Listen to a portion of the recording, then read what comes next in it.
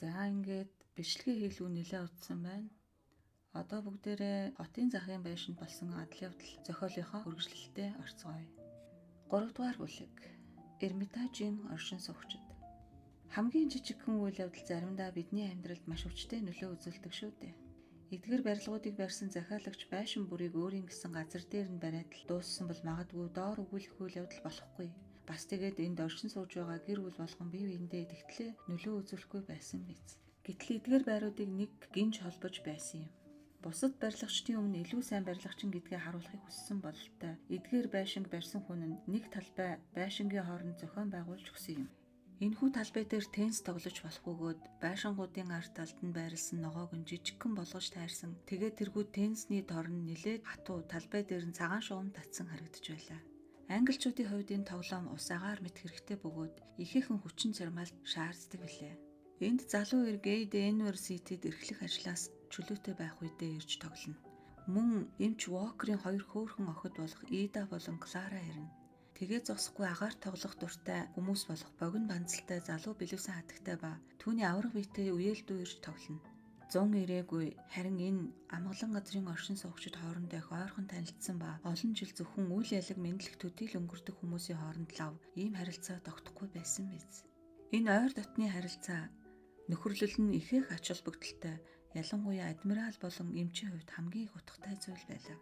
Тэр хоёрын амьдралд ямар нэгэн хэмжээгээр хоосон орон зай байсан юм. Тэгэх тусмаа хүч чадал нь эд байх тэр үед дассан зүйлээ орхих шаардлагатай болсон учраас хөршийнхөө хоосон орон зайг ямар нэгэн аргаар нөхөх сайхан арга болжээ. Үннийг хэлэхэд тэр хоёрын хооронд ямар нэгэн төстэй зүйл тун баг юм шиг боловч энэ нь тэдний үерхэлд саад болохоосоо илүүтэй нөхөрлөлт нь тус болдог юм. Тэд өөр өөрсдийнхөө мэрэгжилд маш дуртай. Тэгээд түүнд хамааралтай болгоныг ихээхэн сонирхдог байжээ. Эмч Уокер Ланцет ба ангаахын сонинг урдын адил захиалан эхний хуудаснаас нь эхлээ төгсгөл хүртэл нь уншиж, эмч нарын уулзалтанд очиж, аль нэг нийгэмлэгийн тэргүүн нарыг сонсох сонголтонд оролцож, заримдаа гутарч сууна. Гэртээ бол өөрийн гэсэн ажлын тасалгаатай ба түүндээ ширээн дээр жижигхэн шилэн дотор глицерин, канат түрхлэг, шүлт цэргийг тавьчихад микротомоор эдис зүсч байгалийн нууцыг задлах гэж эртний хийцүүхий зис микроскоп руу харж суудаг байлаа. Ноён Уокер цэвэр англи эмчийн гаднах төрх байдалтай хүн юм. Уруулаа чанга зуусан, эрс шидэмгийн эрүү, тайван харс, эмч нарын нэгэн адил тэрээр хизээч сахал самбаандаа баригддаггүй, харин бууралтчихсан хуудастай билээ. Түүний нас өдөр нь 50 орчим эсвэл бага зэрэг ахмаг болов гэлтэй. Юутач бидний өмнө алдартай, туршлагатай эмч сууж байгаа нь тодорхой бөгөөд түүнийг өвчтний талаарх зөвлөгөөнд байнга урьдаг байжээ. Хамгийн их анхаарал татах үйц зүйлд тайван ханддаг байсан үе эмчид байжээ. Харин энэ удаа бүхнээс тасархай байдлаар амьдардаг болсноор шалахгүй зүйлд сэтгэл нь зовж шаналх болжээ. Мис засал хийж байхдаа хүний амь насыг аврахын тулд олон асуудал шийдэж байхдаа ч тэр түүний ажил амьдралын асуудал хүртэл шийдэгдэж байх үед ч тэр нэг удаач сандарч байгаагүй хэрнээ одоо бол түүний номыг өөр газар шилжүүлэн тавьсан эсвэл үйлчлэгч эмэгтэй түүний тушаалыг биелүүлээгүй зэргээс болоод их амархан гутардаг болсон байлаа. Тэрээр өөрөө ч энэ тухайгаа сайн мэддэг өө шалтгааныг нь ч мэднэ. Мэри амьд байхад гэж тэрээр хэлнэ. Тэрээр жижигхэн таагүй зүйлээс намайг хамгаалж гардаг байсан. Тиймээс би том зүйлийг тайван хийдэг байлаа. Би их сайхан охидтой. Гэхдээ эхнэрээс нь илүү хүний талаар хэн сайн мэдэх вүлээ дээ.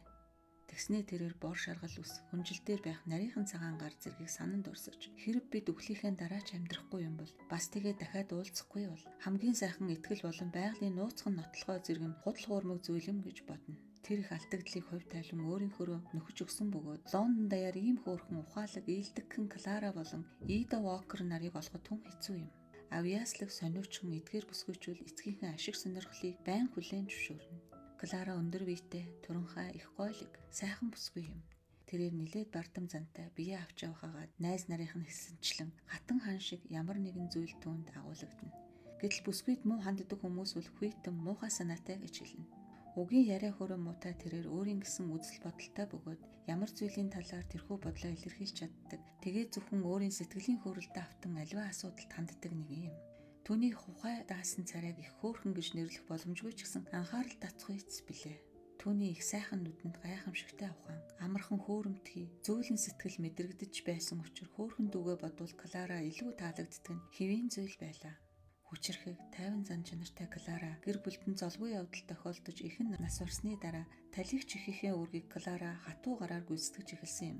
Тэрээр айж ахуйгаа хөтөлж, үйлчлэгч нараа номхон байлгаж, эцгээ тайтгаруулан хатуу зан чанаргүй баг дүүдэд тулгуур багна нь болж байлаа. Шооч цэнхэрнүүдтэй үл ялэг дээш өргөгдөх их сайхан уруултай Ида Вокер нь нилээд шооч, инээмтгий, хизээч инээхэд бэлэн хүн гэдг нь илт харагдана. Тэрээр Клараг бодвол намхан баг зэрэг тархавтар юм. Ида өндөр өсгийтэй гутлаас эхлээд толгой хүртлээ хамгийн сүүлийн үеийн загварын хувцас өмсөх бөгөөд сайхан хувцас өмсөж зугаа цэнгэл хөөцөлдөх дуртай гэдгээ нуудгүй. Тэрээр теннис тоглох, инэдмийн дөр үзэх дуртай. Тэгээ зогсохгүй баг зэрэг чадхгай бүжиглээ дамжих юм бол ихэд баярлана. Гэхдээ ийм зүйл тун баг тохиолдох учраас шинэ адал явдалтай очихыг байнга мөрөөднө. Гэхдээ баг зэрэг хөнгөмсөг зантайч гэлээ ямар ч талаас нь аваад үтсэн тэрээр их сайн бүсгүй бөгөөд жинхэнэ англи эмэгтэйчүүдийг тэр гэрийн чимгэн болж эцэг болон эгчийнхээ шүтэн болжээ. Ийм гэр бүл 2 дугаар байшинд амьдарч байлаа. Бид хамгийн сүүлчийн байшин шагаах боломж олдно. Тэгээд манай уншигчид Эрмитажийн оршин суугчтай бүгдэнтэй танилцах болно. Улаан хацартай, буурал үстэй, тэгсэн ирнэ эрүү саруул далайчдын тонд адмирал Гей Дэнүр яагаад ч багтахгүй ба тийм хүмүүсийг бид голдуу романд таарлдно гэхээс биш яагаад ч далайчин офицеруудын нэрсийн жагсаал дотроос олж харахгүй биз. Далайчны талаарх хүмүүсийн бодол тэрээр яагаад ч нийцэхгүй юм. Тэрээр туранхай, сархгар төрх байдалтай, түүний эцэнхий гимээр нүүрэн дээр ямар нэгэн бүргэдийн гимээр төрх байдал илт мэдрэгдэнэ. Буурал ус, хонхойчсон хацар, байн гуруулаа зууж байх, урагш төрж гарах эрүү, сахлын оронд үнс шиг өнгөтэй хууц, эрс ширүүн, хүйтэн харц, ёсорхой харьцаа зэрэг нь адмиралын жинхэнэ төрх юм. Ямар хүнтэй холбогдсноо мэдэх гэрхай хүн бол түүнийг энгийн хувцас өмсчихсэн. Бас тэгээд тосгонд амьдрах дуртай лам юм уу? Эсвэл цэвэр агаар тоглох, сурагчдынхаа тоглоомонд оролцож байгаа ямар нэгэн том сургуулийн захирал гэж тооцох үз. 40 жил хатуу сахилга дэглэмийг мөрдөж ирсэн тэрээр дуугүй, хүнтэй харилцахдаа тун муу хүн болгон хувиргажээ. Гэхдээ амралтын цагаар өөртөө зиндаан нэг хүнтэй ярилцаж байхдаа тэрээр тушаалын дуу хоолойг орхиж, ихт зүйлийг харж утсан хүний хувьд түүх олон мэддэг учраас түүнийгээ ярьж өгдөг байлаа. Тиймээс түүнийг сонсоход тун сонирхолтой юм.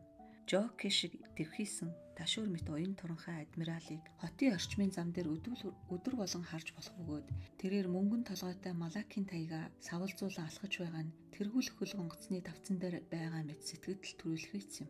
Гарамгай гавьяа байгуулж явсны гэрч мэт түүний хацар дээр сорив үлдсэн ба тэр нь 30 жилийн тэртех Ланкастрийн ангид ал пашиж байхад нь олдсон тулааны шарх үлээ. Бадрун эрүүл чирэг тэрээр өөрийн найз эмчээс чилүү залуу харагдах боловч үнэн хэрэгтээ түүнээс 15 насаар ах юм.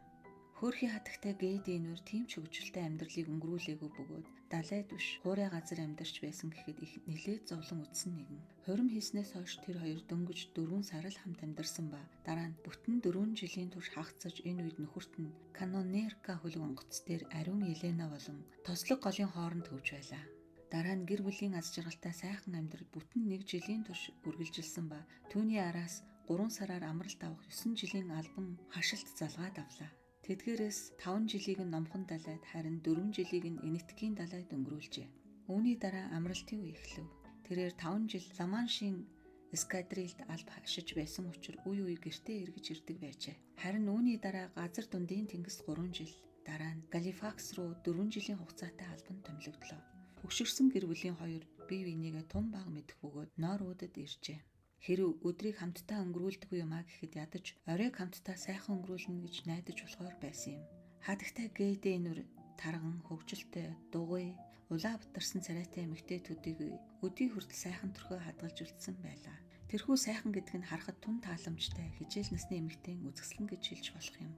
Түүний бүхэл амьдрал нь үнэн чар сэтгэлийн нэхэн илрэл байсан бөгөөд энэ сэтгэлээ тэрээр нөхөрт болон цорын ганцхүү Гарольдод хуваан өгчээ. 3 дугаар бүлгийн 1-р хэсэг төгсөв. Та бүхэнд манай зохиол таалагдж байвал лайк болон subscribe хийгээрэй.